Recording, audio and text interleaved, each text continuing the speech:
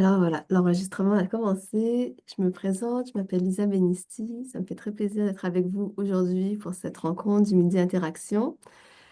Je vais vous présenter à la fois nos conférenciers, notre conférence d'aujourd'hui, mais laissez-moi vous dire quelques mots par rapport au centre Interaction qui existe depuis 2001.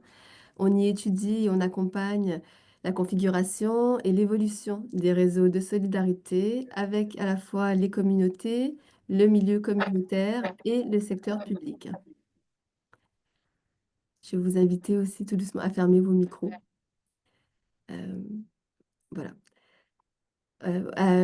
Toujours à l'équipe de recherche interaction, au centre de recherche interaction, on priorise la recherche transformationnelle qui tient compte de la diversité des populations et des milieux de vie et qui veut contribuer au développement des pratiques qui sont adaptées pour favoriser l'accès à la protection des droits en santé et services sociaux et à la pleine participation des personnes concernées.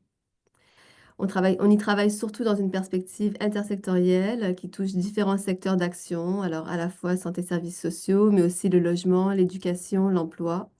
Le centre de recherche implique différents partenaires qui sont à la fois institutionnels, publics, ministériels, au niveau municipal. On y retrouve aussi des regroupements provinciaux d'organismes communautaires. Dans cette logique de dialogue, il doit y avoir un lien direct entre la recherche et le terrain, et c'est dans ce cadre-là que les midi interactions ont été développés et vous sont proposés. Alors voilà, c'est vraiment l'idée de partager des résultats de projets de recherche, l'innovation sociale, avec un lien avec le terrain, des milieux de pratique. Alors, le Midi Conférence d'aujourd'hui, il vous est présenté par Audrey-Anne Dumais-Michaud, qu'on remercie beaucoup.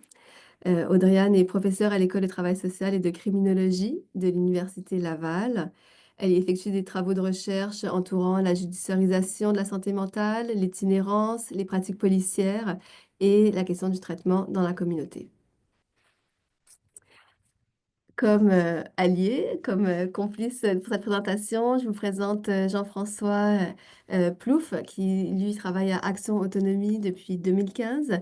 Il y est notamment chargé de dossiers en défense des droits dans le milieu psychiatrique, en lien avec la garde en établissement, les autorisations judiciaires et les autorisations judiciaires de soins et les mesures de contrôle. Quand on parle de mesures de contrôle, on est autant isolement, contention physique et chimique. Jean-François est également responsable des communications et il est porte-parole d'Action Autonomie, qui est le groupe de défense des droits à Montréal. Voilà, alors sans plus tarder, je vais laisser la place aux conférenciers. Merci Lisa pour cette présentation. Peut-être pour vous en dire un peu plus là, sur la manière de procéder avec Jean-François, on s'est un peu séparé la tâche. Dans un premier temps, moi, je vais vous donner l'espèce de cadre général de la P38. J'imagine que certains d'entre vous est déjà bien au fait là, de la garde, mais quand même de rappeler des faits pour qu'on ait un peu un vocabulaire là, commun en vous ciblant des enjeux que l'on retrouve sur le terrain, mais également dans la littérature. Puis par la suite, Jean-François va faire un retour sur les données plus actuelles, contemporaines qu'Action Autonomie, là, récoltées dans les dernières années pour ouvrir justement la discussion sur les failles ou les enjeux là, qui émergent là, de la garde. Donc, vous devriez voir mon PowerPoint. Lisa, c'est bon, vous le voyez, hein? C'est très bien, on le voit bien. Il n'est pas en mode plein écran, mais on le voit bien. Hmm.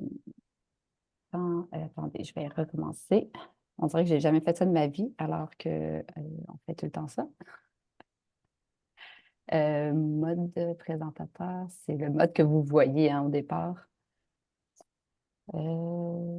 Quand je fais ça, ben écoutez, attendez, là, quand je C'est fais peut-être ça, pas vous le juste. voyez en mode présentation. Hein? Voilà, on a toutes les diaspos. Est-ce que C'est- c'est un peu en dessous? Oui, là? ça, c'est. Non, je pense pas que c'est là. À moins que quelqu'un ait la réponse Et, facile, là, mais Audrey-Anne, peut-être si tu appuies sur basculer entre affichage en haut à gauche. Parfait. ici. Oui. Ah, merci Emmanuel de me sauver. Donc, voilà, donc je vais passer le titre. Donc, pour débuter, hein, on peut rappeler qu'au Québec, l'histoire de l'internement civil en raison de l'état mental d'une personne a connu de nombreux changements, dont les plus récents ont participé là, à un renouvellement juridique orienté vers la reconnaissance formelle des droits des personnes premières concernées. Donc, en remplacement de la loi sur la protection du malade mental, la loi sur la protection des personnes dont l'état mental présente un danger pour elles-mêmes ou pour autrui est rentrée en vigueur là, le 1er juin 98, pardon, qu'on appelle hein, la loi P38. Et 3 régimes de garde hein, que je vais vous présenter découlent de cette loi, là, la garde préventive, la garde provisoire et la garde autorisée. Donc, déjà dans le titre, hein, on voit qu'on fait référence à l'état mental d'une personne et à son caractère dit dangereux et non à un trouble ou à un diagnostic hein, de santé mentale. L'objectif hein, de la loi, c'est de chercher cet équilibre-là entre la sécurité de l'ensemble des individus d'une société, mais aussi la protection des libertés et des droits fondamentaux de la personne qui présente un problème de santé mentale. Donc déjà, hein, on peut voir différents enjeux qui vont découler, là, que je vais vous présenter un peu plus tard, puis Jean-François aussi va mettre en lumière hein, différents enjeux cliniques, sociaux qui découlent là, de cette loi-là. C'est une loi d'exception. Je pense qu'on va reprendre ce terme-là à plusieurs reprises. Pourquoi? Parce qu'elle porte atteinte aux droits fondamentaux de la personne. Hein. On utilise l'hospitalisation involontaire, l'hospitalisation sans le consentement, des gardes en établissement, mais il faut se rappeler hein, que c'est de la détention. La personne est privée de sa liberté. Elle ne pourra pas sortir de l'établissement concerné en respectant le nombre d'heures. Donc, c'est important de se rappeler que c'est de la détention. De là, l'idée que c'est une loi d'exception et qui doit donc être appliquée en dernier recours et interprétée de façon là, restrictive par les tribunaux. Autrement dit, hein, s'assurer que l'ensemble des alternatives, l'ensemble d'autres manières de procéder ont été mises en application, ont été réfléchies, soit par l'intervenant, soit par l'équipe de l'hôpital avant d'arriver finalement à mettre en place là, la loi P38. Oh, pardon. Donc, sur cette idée de dangerosité, hein, je vais reprendre un peu des éléments qu'on retrouve là dans le code, hein, mais finalement, le danger doit être réel, hein, c'est-à-dire qu'il repose sur des faits, des motifs, des jets, hein, donc pas seulement sur des oui-dire ou encore sur des intentions. Le danger appréhendé doit concerner hein, la personne visée, bien entendu, par la garde. C'est elle qui est la source principale hein, de cette dangerosité, que ce soit envers elle-même ou envers autrui. Et cette dangerosité hein, va dépendre de son état mental. Donc, si finalement cet état mental n'était pas en question, il n'y aurait pas cette idée de dangerosité. Et le danger doit être assez sérieux pour nécessiter une garde. On va y revenir là, un peu plus tard dans les enjeux là, de temporalité, puis comment évaluer justement là, cette dangerosité. Et le danger doit être actuel, c'est-à-dire au moment où le recours à la garde est considéré susceptible de se produire à court ou à moyen terme dans un avenir rapproché. Donc, 3 types de garde, hein, comme je vous disais, préventive, provisoire, autorisée.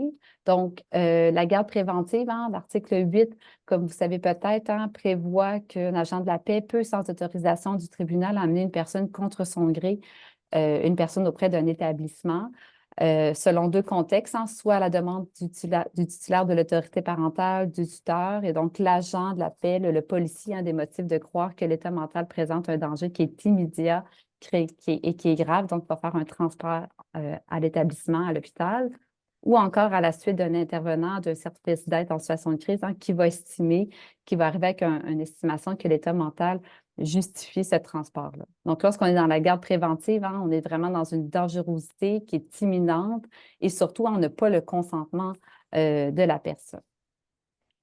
Donc, le rôle de la personne hein, d'intervenant du service d'aide en situation de crise à cette étape-ci, hein, c'est de venir estimer le niveau de dangerosité de la personne, d'offrir de l'aide, bien entendu, hein, que la situation requiert, d'aller chercher hein, toujours le consentement de la personne, parce que si on arrive avec un consentement, bien, on n'est pas obligé d'aller judiciariser la situation. Et surtout, on pourrait amener de la personne dans d'autres milieux hein, qui soient peut-être plus favorables à la situation dans laquelle elle vit, au lieu d'arriver dans une urgence hospitalière avec tous les enjeux et les contextes qui ne sont peut-être pas les plus favorables.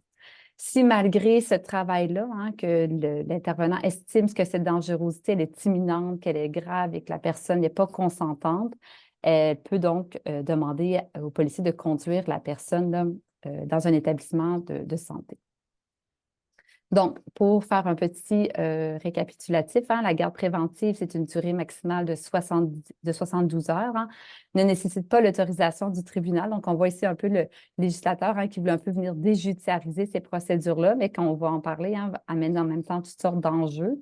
Mais lorsque la personne arrive à l'hôpital et qu'on procède à la garde préventive de la personne, on est obligé, là, finalement, le médecin est obligé d'aviser le directeur des services professionnels ou encore le directeur là, général de l'hôpital. Et c'est vraiment cette caractéristique-là par rapport à la garde préventive, hein, on est vraiment dans une dangerosité qui est grave, qui est timidante, l'absence de consentement qui est le critère à considérer. Tout au long de cette garde-là préventive de 72 heures, si l'équipe, le médecin juge qu'il y a une absence de danger, que la personne ne représente plus une dangerosité, hein, elle doit être libérée dans les médias, donc devrait pouvoir quitter l'hôpital si elle le désire. La garde provisoire, hein, hein, ça vise à soumettre la personne visée à une évaluation psychiatrique. Hein, et si on a besoin, on doit obtenir l'autorisation par le tribunal. Souvent, les demandes de garde provisoire vont être faites par les intervenants, mais la littérature, hein, les données nous disent que c'est souvent les membres de la famille, l'entourage qui vont faire ce type de demande-là. Il y a l'obligation de signifier, hein, c'est-à-dire que 48 heures avant la tenue de l'audience, normalement, la personne devrait avoir la visite d'un huissier qui lui remet un document avec cette indication-là qu'il y a une garde qui va être demandée contre elle. Et donc, ce délai-là est important. Jean-François, il va y revenir un peu plus tard, hein, mais délai important parce que la personne, en fait, durant ce temps-là, va pouvoir avoir l'opportunité de se trouver, par exemple, une avocate ou un avocat, de préparer son témoignage si elle le désire, mais aussi de comprendre hein, ces procédures-là. Donc, on va regarder tantôt vraiment comment cette obligation de signifier finalement si elle est probante ou pas, puis un peu les raisons derrière ça. Dans la garde provisoire, on est vraiment dans des critères, le critère qui est à se considérer, hein, c'est vraiment qu'on a des motifs de croire qu'une personne présente un danger pour elle-même ou pour autrui. Donc, vous voyez déjà, la temporalité est un peu distincte, en fait, de la garde préventive parce que finalement, dans la garde provisoire, parce qu'on va aller devoir déposer un document devant le juge, on estime qu'on peut attendre finalement ce délai-là, qu'on n'est pas obligé d'amener tout de suite la personne contre son gré là, dans l'établissement. Donc, concrètement, à quoi on fait référence dans la garde provisoire? Donc, c'est une demande qui doit être présentée à la Cour du Québec hein, sous la forme du requête. Important, hein, si ce sont des proches, par exemple, qui font cette demande-là et que les proches demeurent à Québec, mais que la personne visée demeure à Montréal, la requête doit déposer dans le district judiciaire où la personne réside, donc à Montréal. Et donc, dans la requête, hein, il faut prouver par des faits récents, des comportements observables, hein, qu'est-ce qui explique ou qu'est-ce en quoi on croit que la personne représente cette dangerosité-là. En fait, c'est pourquoi que les personnes, les intervenants, hein, viennent déposer aujourd'hui cette demande-là, ne sont pas venus la semaine dernière, ne sont pas venus ou encore on ne vient pas dans 3-4 jours, hein, qu'on vient aujourd'hui. Donc, il faut vraiment appuyer cette demande-là par des comportements observables. Il y a maintenant une équipe d'Équijustice qui travaille dans certains palais, hein, l'équipe parenthèse, qui vont justement accompagner les personnes qui font cette demande de garde-là pour s'assurer hein, que la dangerosité, elle est vraiment réelle, elle est vraiment observable, mais aussi de s'assurer hein, du caractère d'exception de la garde. Donc, est-ce que toutes les alternatives ont été réfléchies, ont été pensées ou si n'ont pas été pensées parce qu'on ne sait pas quoi faire dans les situations-là, on va offrir aussi des alternatives aux personnes par rapport au dépôt là, de la garde. À la suite de l'audition, on va en parler tantôt, hein, la durée des auditions. On pourrait croire, estimer que ce sont des auditions. Oh, l'enfant avec nous. On pourrait estimer hein, que la durée de ces auditions, parce qu'on est quand même dans des droits de liberté, des droits fondamentaux dans notre société de liberté, devrait être des auditions qui prennent du temps, mais Jean-François va vous révéler que si on est vraiment dans une autre situation, finalement, que c'est très, très rapide. Et donc, à la suite de cette audience-là, le jugement va pouvoir ordonner ou pas hein, le transport de la personne vers un établissement pour qu'elle subisse là, finalement ces évaluations psychiatriques-là. Donc, garde provisoire, si je fais un petit retour comme tantôt, hein, 96 heures si la personne a été sous garde préventive ou 44 heures. Il faut comprendre hein, que la personne hein, peut arriver sous garde provisoire directement sans nécessairement passer avec la garde préventive. Donc, il peut y avoir une demande, une requête qui est déposée hein, à la Cour sans que la personne soit finalement en garde préventive, peut être dans son milieu de vie ou peu importe où elle se trouve. Ce qu'il faut respecter, en fait, ce que l'établissement doit respecter, dans le premier 24 heures, obligatoirement, une évaluation psychiatrique doit être réalisée. Ces délais-là sont très importants à respecter parce que si on ne respecte pas les délais, la personne devrait normalement être libérée parce qu'on n'a pas respecté les délais qui sont prescrits là, par la loi. Donc, première éval qui est réalisée dans les premiers 24 heures et ensuite, la deuxième évaluation doit aussi être réalisée en tenant compte des délais prescrits de la durée de la garde provisoire. Certains vont dire que cette deuxième évaluation devrait être faite pas dans le même 24 heures que la première évaluation pour voir si justement cette dangerosité-là allait évoluer ou pas. C'est quand même des réflexions qu'on pourrait avoir. Est-ce que c'est des stratégies finalement pour garder les personnes à l'hôpital ou vraiment cliniquement, ça permet de voir cette évolution-là finalement du caractère dangereux de la personne. Donc, si la première évaluation qui a été réalisée dans le premier 24 heures conclut que la personne n'est pas dangereuse, libération. Si au contraire, l'évaluation conclut d'une dangerosité, on effectue la deuxième et le même processus s'enclenche si oui ou non dangerosité. Si absence de dangerosité, il va y avoir la libération de la personne. Enfin, la garde autorisée. Donc, la garde autorisée va découler de la garde préventive qui va être basée sur les 2 rapports médico-psychiatriques qui ont été réalisés. Et là, dans ces rapports-là, le juge s'attend finalement à avoir un certain nombre de documents ou de contenus qui va venir finalement argumenter en faveur de cette dangerosité-là qui est perçue là, par les évaluations médicales qui ont été réalisées.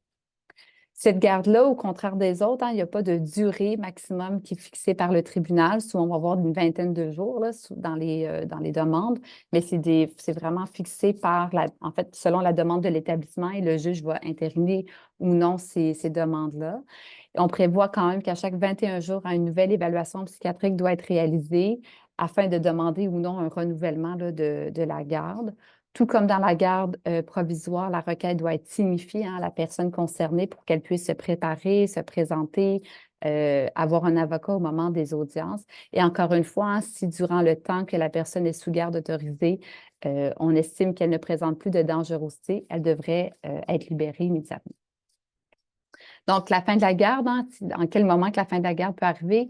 Bien, lorsque la personne a le congé par le médecin parce qu'elle ne représente plus de dangerosité, dès l'expiration des délais pour les examens périodiques que je vous disais tantôt, de bien comprendre les 24 heures, par exemple, que le premier examen doit être réalisé. Dès l'expiration de la période fixée par la Cour, si par exemple, avec une garde autorisée, on prévoyait un 21 jours et qu'il n'y a pas une demande de renouvellement qui a été effectuée, la personne devrait être libérée, ou encore par une décision du tribunal, qu'on rejette tout simplement la requête de garde autorisée qui a été déposée.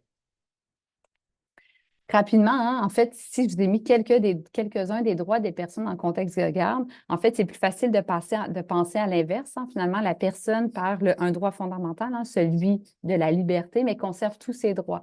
Et donc, de là, l'importance de bien transmettre ces informations-là, ces droits à la personne, elle peut refuser un traitement ou un autre examen autre que l'évaluation psychiatrique si c'est dans le cadre d'une garde provisoire. Donc, c'est bien important de garder, selon mes travaux, mais distinct des procédures envers l'hospitalisation volontaire et les autorisations judiciaires de soins, parce qu'on est dans des contextes différents, tantôt de dangerosité, tantôt d'aptitude, d'inaptitude, mais ce sont des procédures distinctes et donc la personne garde son droit de refuser des soins si elle le désire. Je vais passer rapidement là-dessus. Quelques enjeux, je vois le temps qui file pour laisser aussi l'espace à Jean-François. Donc, sur le critère de dangerosité, oui, il existe des études, des évaluations cliniques, des outils d'évaluation clinique de la dangerosité vis-à-vis le risque suicidaire, le risque homicidaire. Mais l'important, c'est que ces professionnels-là qui utilisent ces outils-là reçoivent la formation continue, comprennent bien l'utilisation de ces outils-là qui vont avoir des effets importants dans la vie des personnes. Cette preuve de dangerosité-là, la littérature le dit, que finalement est souvent utilisée pour déterminer l'utilisation de la garde en milieu hospitalier, mais on voit qu'elle va être interprétée différemment par différents professionnels, parce que les ancrages disciplinaires peuvent varier, parce que la subjectivité de l'évaluateur aussi, les expériences professionnelles de la personne, la crainte de commettre une faute professionnelle qui peut venir rendre flou justement cette idée de preuve de dangerosité.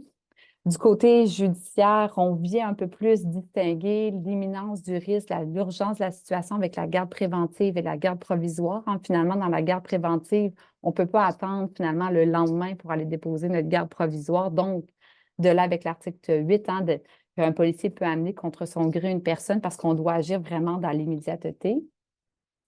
Sur la dangerosité, la dérangerosité, hein, des auteurs aussi amènent l'idée de ce transfert-là, hein, d'une dangerosité vers une dérangerosité, où des comportements perçus comme étant déviants, dérangeants, vont être interprétés comme étant dangereux alors qu'il n'en est pas, hein, qu'il n'en est rien. Et donc, pour diminuer ce virage sécuritaire, hein, différentes stratégies peuvent être utilisées, peuvent être déployées. Par exemple, on peut penser à des équipes mobiles mais vraiment composé d'intervenants sociaux, hein, qui vont peut-être être plus sensibles finalement d'aller chercher le consentement de la personne, de valoriser, de mettre en place des pratiques, hein, qui vont s'éloigner de la judiciarisation parce que ce sont des intervenants souvent qui connaissent bien les ressources dans lesquelles ils interviennent. La Convention onusienne, hein, relative aux droits des personnes handicapées a dénoncé, hein, l'augmentation des hospitalisations sans consentement. Et si ces hospitalisations involontaires ont été justifiées, ont été ordonnées dans le meilleur intérêt de la personne, des études démontrent qu'au contraire, hein, les bénéfices cliniques semblent plutôt faibles lorsqu'il est question d'hospitalisation involontaire. Des recherches ont démontré, hein, une détérioration du fonctionnement social, un haut taux de réadmission l'année suivante, des conditions sociales matérielles précaires, une surjudiciarisation, des allers-retours vers l'urgence psychiatrique. D'autres travaux aussi récents ont identifié quant à eux, hein, que l'hospitalisation involontaire pouvait améliorer significativement les symptômes des personnes, mais serait aussi associée à divers enjeux, hein, par exemple la compréhension mitigée des personnes premières concernées de leur statut juridique ou encore le déclenchement du cycle de coercition. Il s'agit d'un constat qui est important, hein. La recherche nous dit que l'admission involontaire est associée à un recours accru aux mesures de contrôle. Donc, on pourrait penser à des alternatives, hein, mais si on implique des mesures de contrôle, on sait que c'est un peu le déclenchement pour en avoir plusieurs. Je l'ai dit tantôt, hein, la P38 doit être appliquée au moment d'une dangerosité pour autrui ou pour les autres. Or, les résultats ne permettent pas de conclure que l'hospitalisation involontaire est une mesure efficace en prévention du suicide. Au contraire, elle serait davantage un facteur de risque et contributrice, comme je disais, de d'autres mesures coercitives. Pour les personnes, hein, qui doivent vivre avec ces expériences-là, hein, bien, on voit que ça va engendrer, hein, des répercussions importantes sur les personnes, une diminution de la confiance envers les services de santé, services sociaux, donc une diminution, hein, des comportements de recherche d'aide, aussi le stress qui est lié à la stigmatisation qui résulte d'une admission involontaire peuvent avoir des effets négatifs. L'implication des familles, membres de l'entourage aussi, hein. Tantôt, je vous disais, dans les gardes provisoires, ce sont souvent les personnes qui vont déposer ces demandes-là.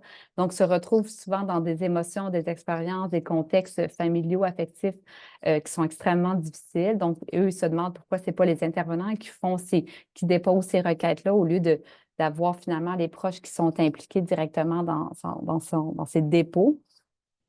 Concernant les enjeux dans les procédures judiciaires, Jean-François va davantage les aborder, hein, mais sur la représentation par avocat, la présence des personnes au moment des audiences, la durée des audiences, la preuve ou encore les taux d'acceptation de contestation. Je terminerai en disant, hein, que le rôle du travailleur social ou encore des intervenants en défense de droit dans cette trajectoire judiciaire sont vraiment nécessaires afin de travailler, hein, oui, à la défense des droits, mais aussi à enseigner les droits des personnes, hein, à démystifier les processus complexes auxquels les personnes devront répondre et valoriser, hein, des pratiques visant la dignité des personnes concernées. Donc, je vais m'arrêter ici. J'espère que je t'ai pas trop grugé de temps, Jean-François. Je vais arrêter de partager mon écran. Je pense que tu peux prendre Je vais prendre la relève. la relève. Voilà, je vais donc commencer la partie la plus délicate de l'opération qui consiste à vous partager le tout. Est-ce que vous voyez bien notre bel asile d'aliénés, notre Oui, c'est titre « Je super. ne méritais pas ça ». Parfait. Alors, j'espère que ça tourne bien, les affaires. Non, ça ne tourne pas. Attendez. Je fais pour avancer. Oui, ça a l'air. C'est comme ça. Avance. OK. Alors, donc, le titre, on a fait récemment. D'abord, je me présente, là. Je suis Jean-François Plouffe. Je travaille à Action Autonomie, le collectif pour la défense de droits en santé mentale de Montréal. Donc, nous, on est un groupe régional de défense de droits reconnu par le ministère pour voir au respect des droits fondamentaux des personnes en lien avec des diagnostics qui peuvent être les leurs en santé mentale. Ce n'est pas la première fois qu'on fait ce genre d'exercice de portrait de l'application de la loi P38. Il est tout récent, ce portrait-ci, on l'a rendu public à la fin octobre dernier. Il porte sur l'année 2021-2022 et c'est donc un portrait de l'application par les établissements de santé montréalais de la loi P38. Et le titre se met résolument dans la peau des personnes concernées. Et l'une d'entre elles nous a dit, je ne méritais pas ça, c'était vraiment pas ça que j'étais venu chercher quand j'avais besoin de soins. Donc, on va élaborer un peu là-dessus. Tout découle de la Charte des droits et libertés québécoises de la personne, qui reconnaît dès son article 1 à tout être humain le droit à la vie ainsi qu'à la sûreté, mais surtout, pour ce qui nous concerne, à l'intégrité et à la liberté de sa personne. La Charte ne dit pas tout être humain, sauf ceux qui ont des diagnostics en santé mentale ou sauf ceux qui nous dérangent ou qui ont un mode de vie qui ne nous convient pas. C'est tout être humain. Ça, c'est la règle générale pour tout le monde.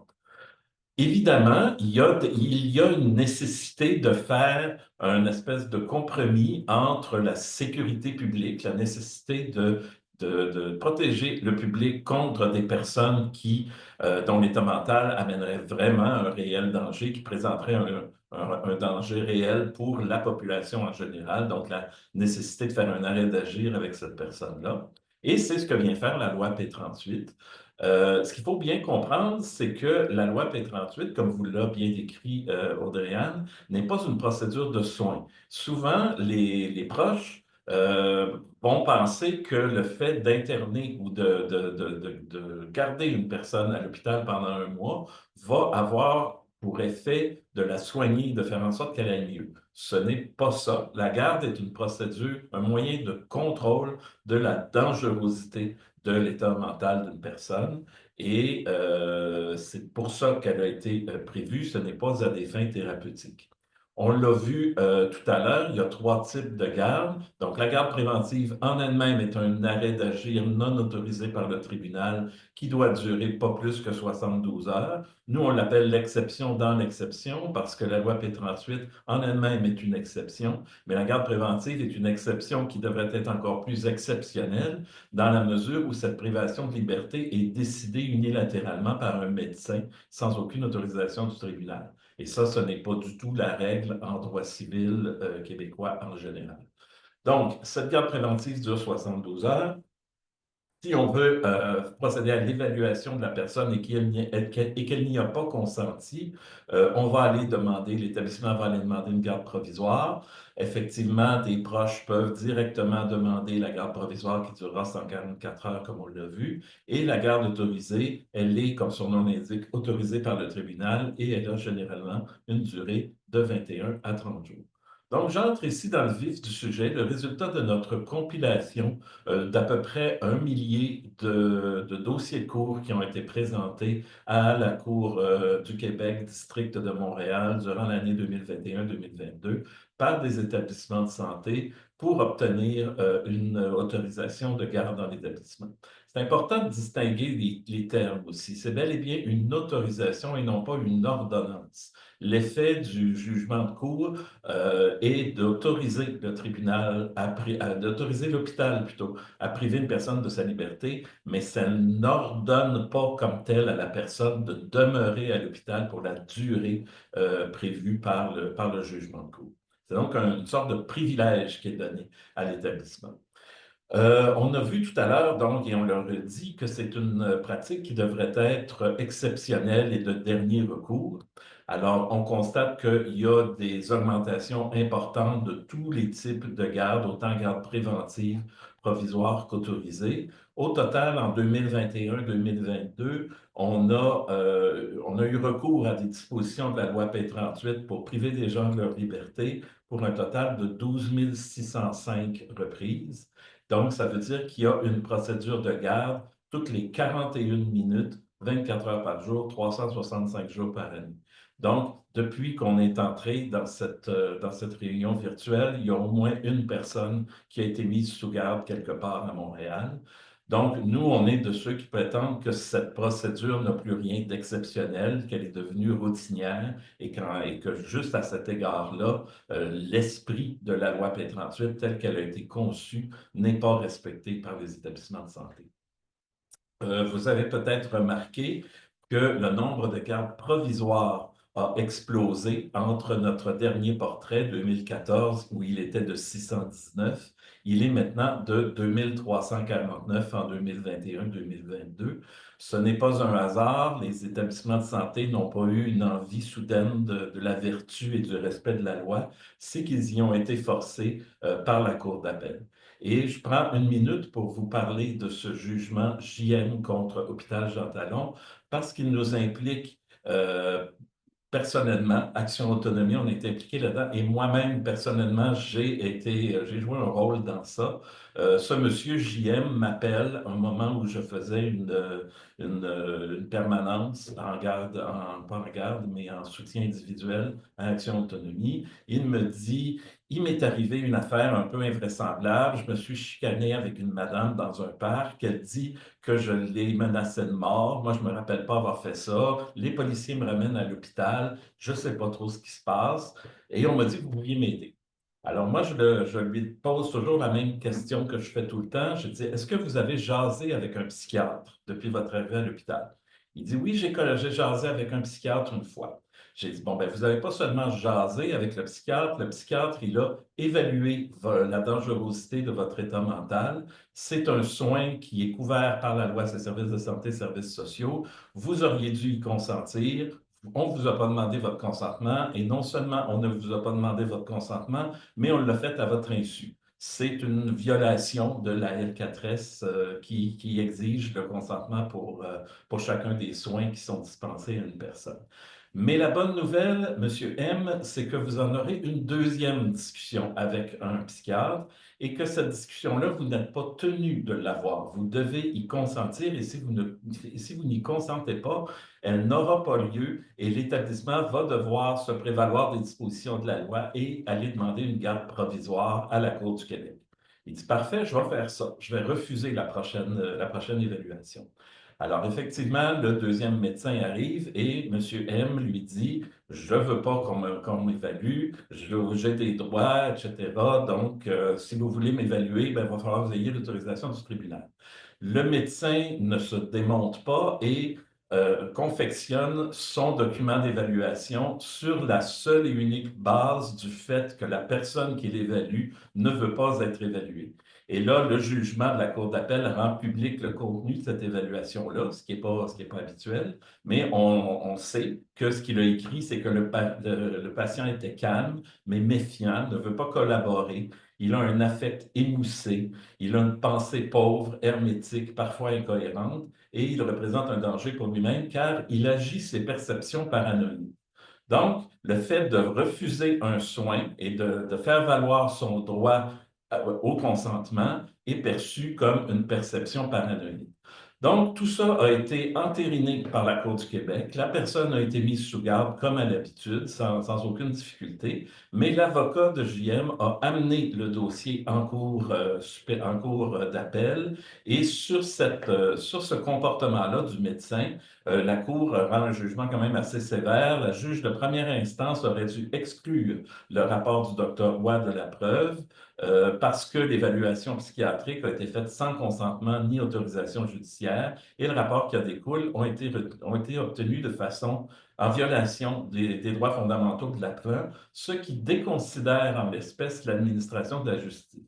Donc, les hôpitaux se sont ajustés à ce jugement-là. Et donc, c'est comme ça que le nombre de garde provisoire, de recours à la garde provisoire est devenu beaucoup plus élevé. On a cessé de faire les évaluations. Enfin, on a fait moins souvent des évaluations à l'insu et sans le consentement des personnes durant la garde préventive et on s'est mis à la faire durant la garde provisoire plutôt et donc de demander beaucoup plus systématiquement des gardes provisoires.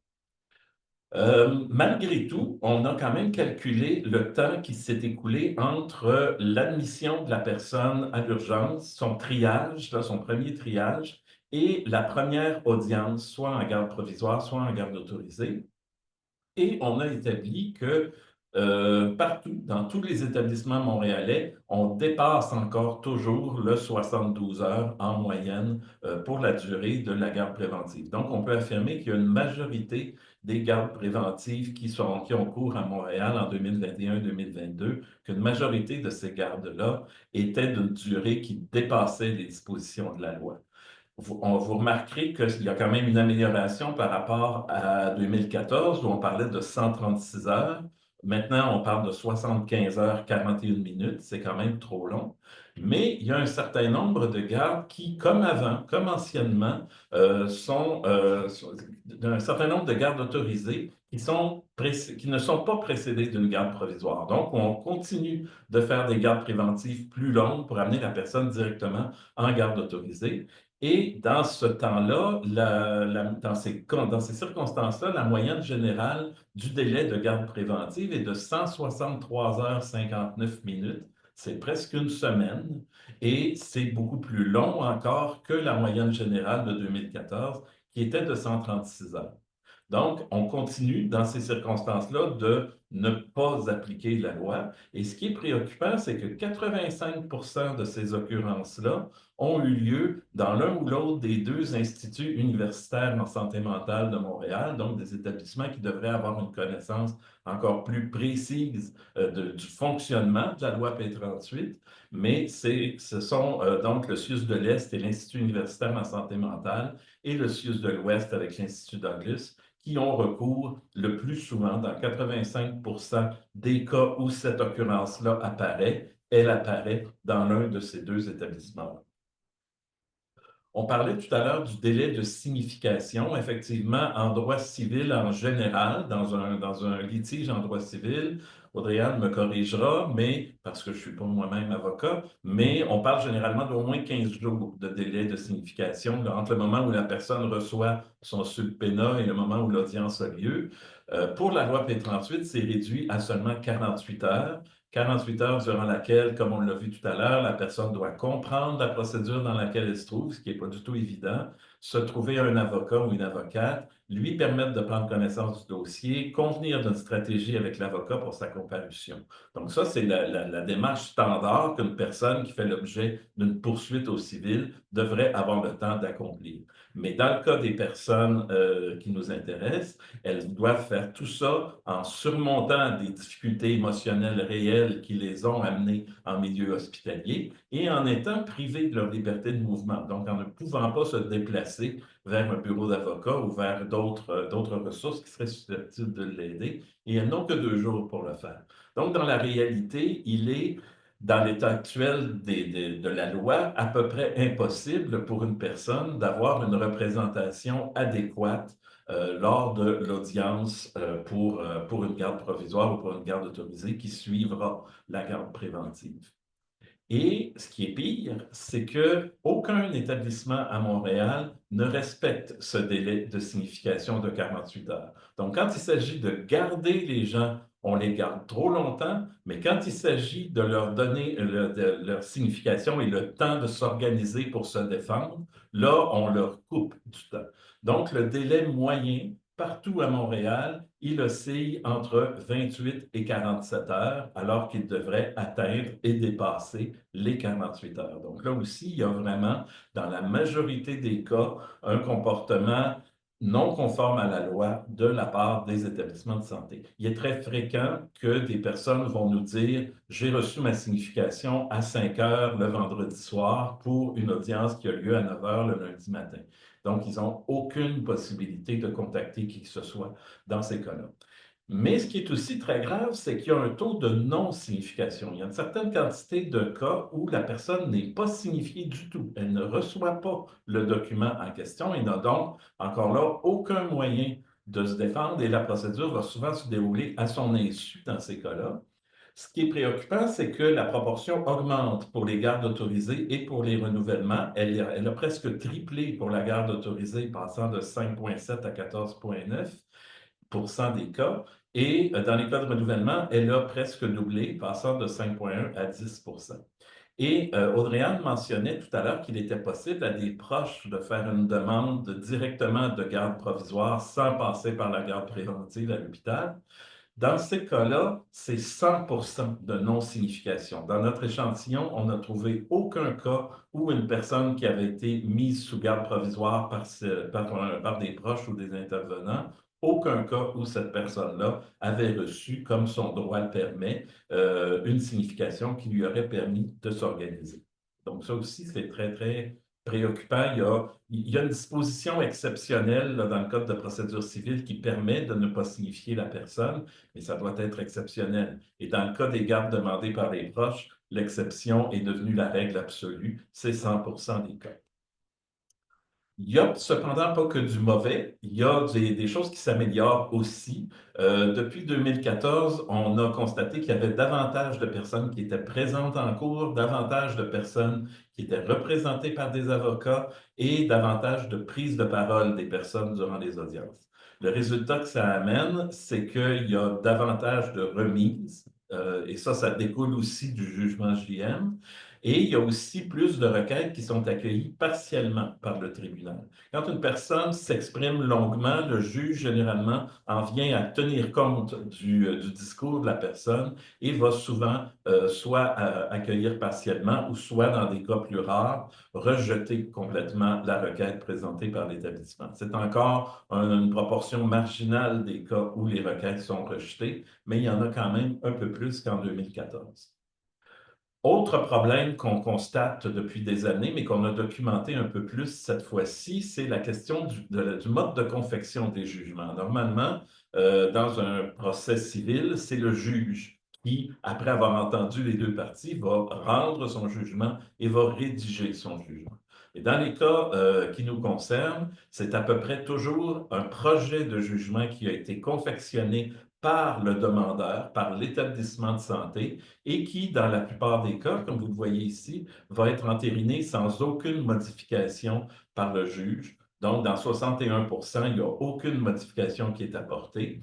Et dans d'autres cas, dans seulement 5,7%, c'est vraiment un jugement étayé que le juge rédige lui-même, ce qui devrait être le cas dans la totalité des cas, comme ailleurs en droit civil. Et on constate, évidemment, ça fait que ces jugements-là ne sont pas personnalisés. Donc, notamment, les éléments spécifiques de dangerosité reliés à l'état mental de la personne qui comparaît devant nous aujourd'hui n'apparaissent pas dans le jugement. Et le jugement, évidemment, c'est ce qui reste de l'audience. La personne n'a que ça au sortir de l'audience pour comprendre ce qui est arrivé et ce qu'elle a en définitive, c'est la plupart du temps un document générique là, qui est à peu près le même pour toutes les personnes qui sont dans cette situation. Il y a aussi, on en parlait aussi tout à l'heure, la question de la dangerosité et de la preuve prépondérante qui est faite de la dangerosité de la personne. C'est relié au fait que les jugements sont rédigés à l'avance par les hôpitaux. C'est mentionné, dans la plupart des cas, c'est mentionné quelque part dans le jugement, mais c'est mentionné dans les considérants qui précèdent la matière du jugement lui-même. Donc, un considérant, c'est l'énoncé préalable d'un fait, alors que la dangerosité, en l'occurrence, ça ne devrait pas être un fait, c'est une chose c'est la preuve qui doit être faite pour obtenir l'autorisation de garde. Donc, dans les 3/4 des cas, dans 74% des cas, c'est mentionné dans les considérants. Dans seulement 5,9%, c'est étayé correctement par le juge. Et ce n'est pas mentionné du tout, même ni dans les considérants, ni nulle part ailleurs dans le jugement. Dans 6% des cas, il n'y a aucune référence à la dangerosité dans un jugement qui autorise une garde. Donc, ça veut dire qu'il arrive plus souvent qu'on ne parlera pas du tout de dangerosité dans un jugement que le cas inverse où on va étayer correctement l'argumentation autour de la dangerosité. Pour nous, c'est vraiment une mauvaise façon d'administrer la justice et il devrait vraiment y avoir des correctifs qui sont apportés à ces façons de faire-là, à ces procédés-là. Finalement, le recours au tribunal administratif, on en parle beaucoup ces temps-ci, là, on voudrait créer un tribunal administratif en santé mentale. Les médecins psychiatres semblent demander ça au ministre là, dans le cadre d'un projet de réforme actuelle de la loi P38. Ce que nous, on constate, c'est que en 2014, on savait qu'il y avait des gros délais de traitement des demandes au TAC, ce qui faisait que, dans la plupart des cas, la durée de la garde était moins longue que le délai de traitement de la demande d'appel, si on veut, au TAC, ce qui faisait que, dans la grande majorité des cas, l'audience n'avait jamais lieu parce que la garde était terminée. On a observé certains ajustements dans le mode de fonctionnement du TAC depuis 2014. Et ce qui se passe, c'est que les avocats des personnes, eux, ne se sont pas ajustés. Et donc, ils sont restés avec l'idée d'avant 2017-18 à peu près que ça servait à peu près virtuellement à rien d'aller vers le TAC. Donc, ils ne parlent plus, et le font encore, ils ne parlent pas de cette possibilité-là à leurs clients, ce qui font que ceux-ci demeurent dans l'ignorance et qu'il y a donc, et le résultat, ben, c'est qu'il y a un très petit nombre de requêtes qui sont présentées, de requêtes de révision qui sont présentées au tribunal administratif du Québec. Il y a eu donc en 2021-2022 5 492 requêtes de garde provisoire et autorisées, sans compter les préventives qui ne demandent pas de requête, évidemment. Sur ces 5 492, il y en a eu 151 qui ont fait l'objet d'un recours au TAC. Et bizarrement, malgré ces réformes, le TAC n'est pas parvenu à en entendre ne serait-ce que la moitié. Il n'en a entendu que 64 autour de l'année 2021-2022, ce qui fait un total de 1,17 % seulement des requêtes de garde en établissement qui ont finalement été entendues et révisées par le tribunal. On n'a pas pu savoir pourquoi ils en entendaient une si petite proportion et on n'a pas non plus été en mesure de savoir quelles étaient les décisions. Est-ce qu'il arrivait que le TAC pouvait renverser une décision de la Cour du Québec? D'expérience, on sait que ça se produit extrêmement rarement, mais on n'a malheureusement pas pu le documenter précisément parce que le TAC n'a pas accepté de nous transmettre cette information-là. Je termine avec certains éléments de profil et de caractéristiques des personnes concernées. Je me limiterai à une, en fait, c'est ce qui concerne la défavorisation. Vous avez du côté droit de l'écran une carte de l'île de Montréal avec ses zones de défavorisation matérielle et sociale. Donc, évidemment, dans les secteurs centraux et plus à l'est, on voit les zones orange, bleu et mauve qui sont des zones de défavorisation. Et plus à l'ouest de l'île, on voit des zones plus favorables et des zones de défavorisation moyenne.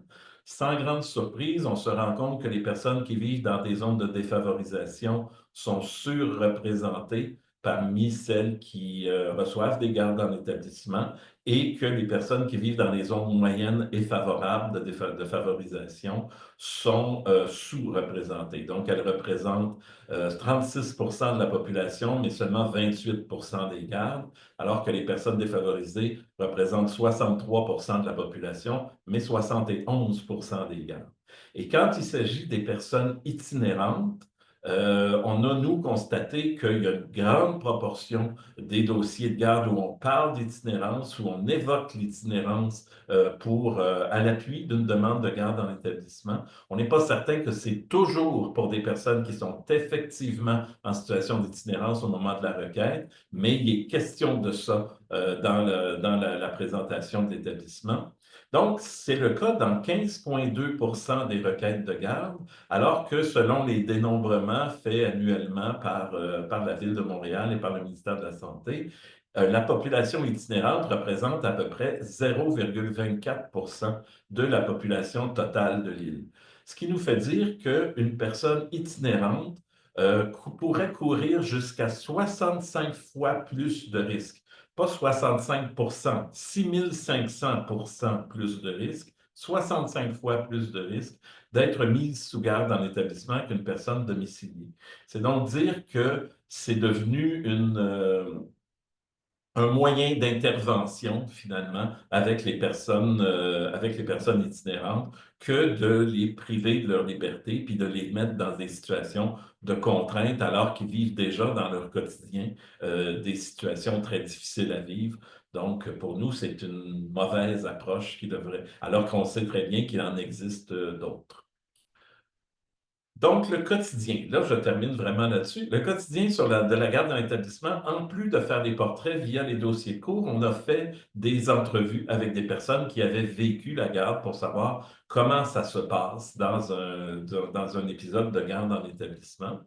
D'abord, il y a beaucoup question de mesures de contrôle. Il y a une personne qui nous a dit, on m'a attaché comme l'image sur la pochette du disque Peace of Mind de Iron Maiden que vous voyez devant vous. Donc, c'est vraiment comme ça que la personne se sentait. Et il y a beaucoup un aspect punitif, du moins qui est perçu par les personnes. Il m'attachait parce que je ne voulais pas prendre mes médicaments, je n'étais pas du tout agressif, c'était pour me punir. L'injection, c'était ma punition. Donc, c'est vraiment un discours qui revenait fréquemment dans les entrevues qu'on avait avec les personnes mises sous garde. Il y a aussi un gros problème de diffusion de l'information, autant sur le processus de garde lui-même que sur l'ensemble du séjour de garde, de la durée de l'hospitalisation. Donc, sur la garde elle-même, il y a des gens qui font des efforts pour essayer de comprendre ce qui leur arrive. Et je vous lis un des témoignages qu'on m'a fait. S'il m'avait proposé une évaluation de mon état mental, j'aurais dit oui, ça ne servait à rien de m'amener en cours pour ça. Mais ils ne l'ont pas fait. Ils ont amené la personne directement en cours sans rien lui dire, de façon à obtenir l'autorisation de l'évaluer, alors qu'ils auraient simplement pu le lui demander et dans beaucoup de cas, les personnes auraient pu accepter d'être évaluées sans avoir à passer par le tribunal. C'est un exemple, vous en voyez d'autres dans l'image, que d'ailleurs vous pourrez, moi je suis d'accord à vous retransmettre là, ce document-là après la rencontre d'aujourd'hui. Et durant la garde elle-même, ben là aussi, il y a très peu de communication. Il y a toujours une certaine méfiance qui s'installe entre le personnel et les personnes mises sous garde. Elles ne m'ont jamais posé de questions, il n'y avait pas de conversation. Tu es là, tu fais ça, tu n'as pas le choix de faire ce qu'on va te faire, ce qu'on va te dire de faire. Si tu n'acceptes pas, ça va être plus long. Une autre personne me disait, on me parlait comme si j'étais un monstre. Donc, c'est vraiment très, très difficile à vivre. Les personnes sont privées de leur liberté et sont dans un environnement qui, très souvent, peut aller jusqu'à l'hostilité. Et évidemment, il y a toujours la question de la médication. Nous, on pense que la garde dans l'établissement, ça sert beaucoup à ça. Ça sert à se garder un temps pour les médecins et les soignants, pour avoir la personne à portée de main, pour tester sur elle et pour fixer sur elle des doses de médicaments. Donc, et c'est ce qu'une personne nous a raconté. Il me dit, c'est le meilleur temps une hospitalisation pour commencer un nouveau médicament. On va pouvoir vous surveiller, on va faire des prises de sang. Ce n'était pas une hospitalisation, c'était une garde en établissement, mais on voit vraiment là, c'est quoi l'intention derrière un grand nombre de requêtes de garde en établissement. Un autre dit, un médecin est venu me voir aux soins intensifs. Il m'a dit qu'il avait discuté avec mon médecin traitant et qu'on commençait le lithium, là, maintenant. On n'a pas discuté longtemps. Je n'avais jamais pris de lithium de ma vie. Cette personne-là n'avait aucune idée de ce que c'était le lithium, à quoi ça servait, c'était quoi les effets recherchés, c'était quoi les effets secondaires. On ne lui a rien dit de ça. On n'est surtout pas allé chercher son consentement et on a commencé à le médicamenter au lithium d'autorité durant une garde dans l'établissement. Et finalement, les conditions générales d'hospitalisation. On a une belle citation ici de pas n'importe qui, le docteur Stéphane Proulx, qui est le chef de l'urgence psychiatrique à l'hôpital Notre-Dame. Il a fait cette déclaration-là dans le cadre d'une enquête du coroner récente. Il a dit, je parle de traumatisme parce que si moi, le docteur Stéphane Proulx, chef de l'urgence, j'étais en jaquette avec des pantoufles bleues dans certaines unités, je serais traumatisé. Je pense qu'il faudrait me mettre en isolement. Donc, le docteur, pour une fois, on pense qu'il sait de quoi il parle, et donc c'est quand même une citation qui vaut la peine de s'y attarder. Et il y a une autre personne qui avait connu les deux milieux, le milieu carcéral et le milieu hospitalier, et son témoignage très simple, c'est bien pire qu'en prison, il n'y a rien là, la prison à côté de l'hôpital. Donc, ça aussi, il y a quand même matière pour les soignants à réflexion dans ça. Et voilà, je termine en revenant à notre titre. Un témoignage qui nous a été fait. La personne très spontanément a dit, je ne méritais pas ça. Ça a brisé bien des affaires en dedans de moi. Et nous, ben, on pense que c'est pas le rôle de l'hôpital de briser des choses à l'intérieur des personnes, alors que son mandat premier, c'est de les aider à aller mieux. Il y a donc matière à réflexion très, très intense de la part des établissements hospitaliers sur la façon dont on dont on soigne les personnes en psychiatrie. Ce sont des méthodes qui sont très souvent irritées et c'est pour ça, d'où le but de notre illustration derrière. C'est un héritage des asiles d'aliénés du 19e et du début du 20e siècle. Alors, je m'arrête là-dessus. Merci de votre attention. Merci beaucoup à vous deux. Merci Jean-François, merci Audrey-Anne pour vos deux présentations très intéressantes. On va passer à une période de questions. Je vais arrêter l'enregistrement.